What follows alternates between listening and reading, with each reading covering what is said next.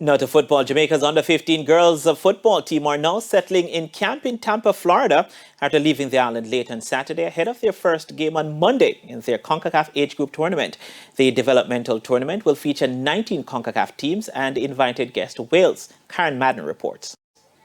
The young Reggae Girlz overcame a race with the clock to obtain United States visas for all the players and must now shake off travel fatigue ahead of their first game on Monday.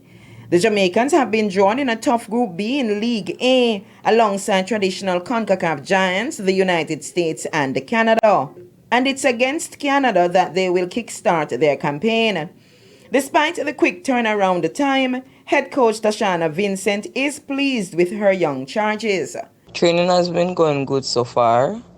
We got in early this morning and got a session in. It looks promising. I love what I see from the young ladies. But the former Jamaica international is well aware of how tough the young Reggae Girlz will have it. We, the coaches, are cautious because, as you know, we have been drawn in the group of death with two of the champions from the last 3 tournaments that were held.